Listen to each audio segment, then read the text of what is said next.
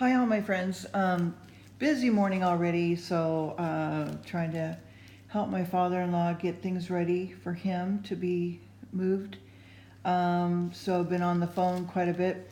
Hopefully it won't ring as I'm reading you from the Bible.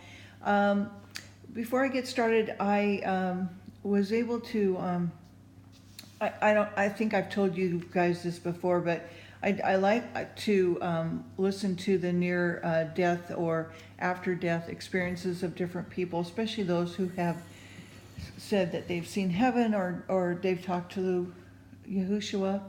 And one of the guys, his name is Dale Black, and he and his wife are uh, now ministering on YouTube, and they have their own website, and they have like about 30,000 viewers, and he's just terrific. He was a pilot and engineer, PhD, just really sharp guy, and um,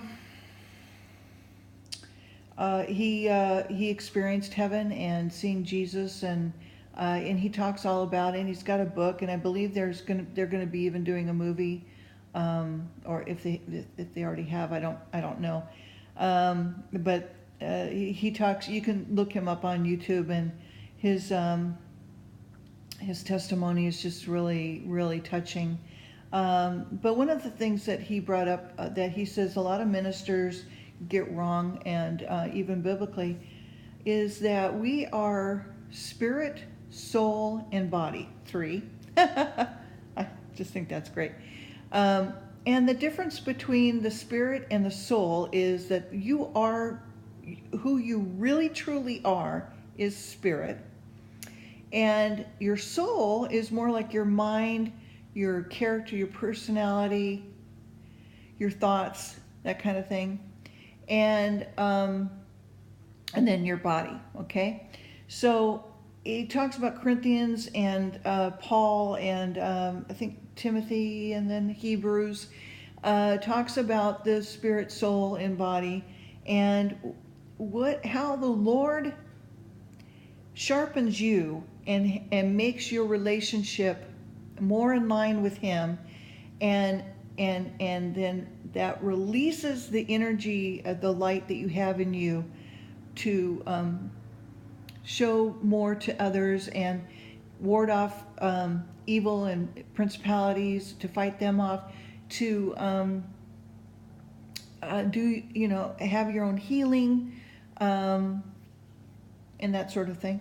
And so and how you do that, of course, is by listening to Him in His voice, by reading the Bible, by praying, by praising Him in all things. I mean, praising really, the Lord loves to hear that. And that makes Him listen to you, and you build your relationship that way.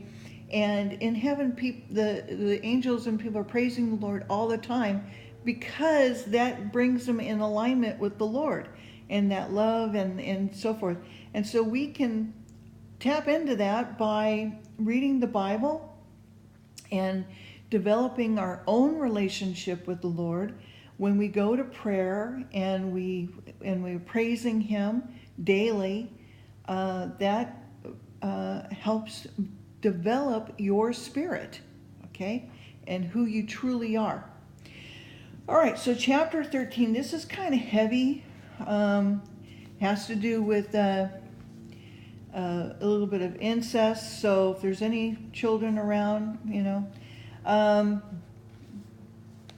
might want to put them away. And then what happens, okay? So Ammon loves Tamar. He defiles her, and Ammon is slain. Absalom flees to Talmai, Talmai, Talmai, okay.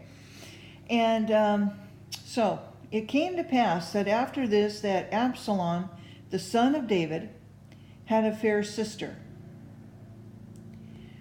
okay, whose name was Tamar. Ammon, the son of David, loved her.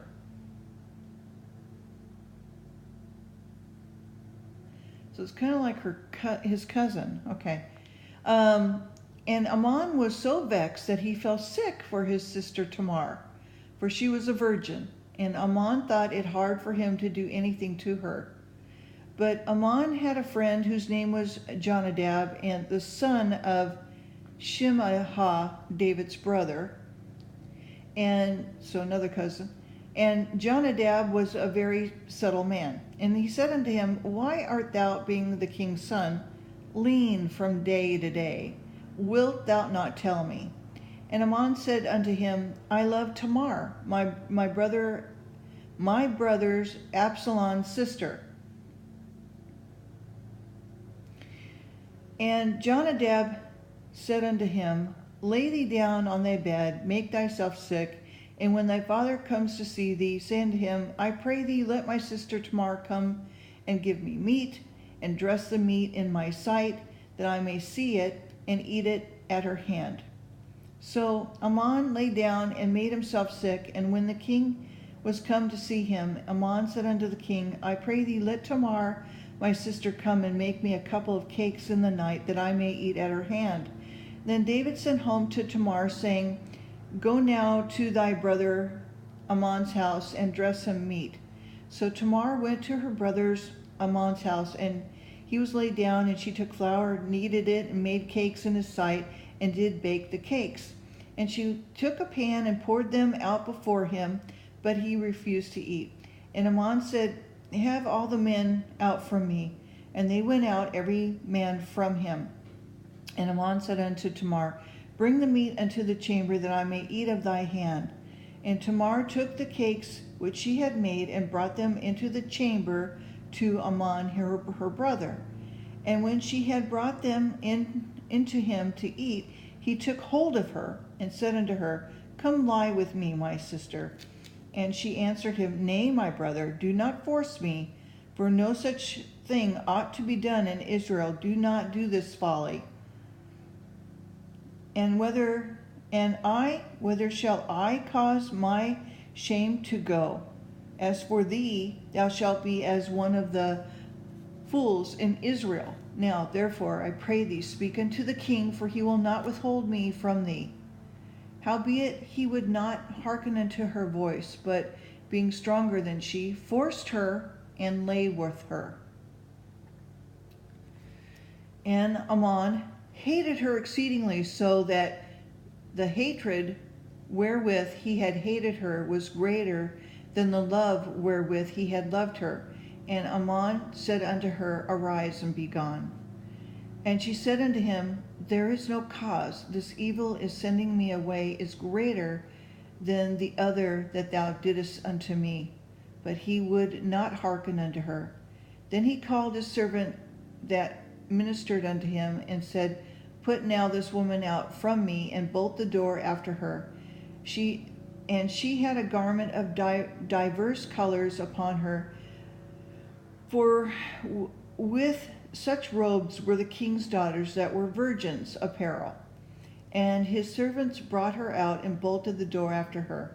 And Tamar put ashes on her head, and she rent her garment of diverse colors, and that was on her, and laid her hand on her head, and went on crying. And Absalom her brother said unto her, Hath Ammon thy brother been with thee? But now hold thy peace, my sister, he is thy brother. Regard not this thing. So Tamar remained desolate in her brother Absalom's house. But when King David heard of all the things, he was very wroth. And Absalom spoke unto his brother Ammon, neither good nor bad, for Absalom hated Ammon, because he had forced his sister Tamar. And it came to pass after 2 full years that Absalom had sheep shearers in Baal-hazor, which is beside Ephraim, and Absalom invited all the king's sons. And Absalom came to the king and said, Behold, now thy servant had sheep shearers. Let the king, I beseech thee, and his servants go with thy servant. And the king said to Absalom, Nay, my son, let us not all now go, lest we be charitable unto thee. And he pressed him, and howbeit he would not go, but blessed him. Then said Absalom, If, I pray thee, let my brother Ammon go with us. And the king said unto him, Why should he go with thee?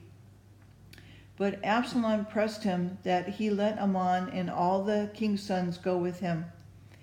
Now Absalom had commanded his servants, saying, Mark ye now when Ammon's heart is merry with wine, and when I say unto you, Smite Ammon, then kill him. Fear not, have not I commanded you? Be courageous and be valiant. And the servants of Absalom did unto Ammon as Absalom had commanded. Then all the king's sons arose, every man gat him up upon his mule and fled. And it came to pass that while they were in the way, that tidings came to David, saying, Absalom hath slain all the king's sons, and there is not one of them left. Then the king arose and tore his garments and lay on the earth, and all of his servants stood by with their clothes rent. And Jonadab, the son of Shemaiah, David's brother, answered and said, Let not my lord suppose that they have slain all the young men of the king's sons, for Ammon only is dead. For by the appointment of Absalom, this has been determined from the day that he forced his sister Tamar. Now, therefore, let not my lord the king take the thing to his heart, to think that all his king's sons are dead, for Ammon is only dead.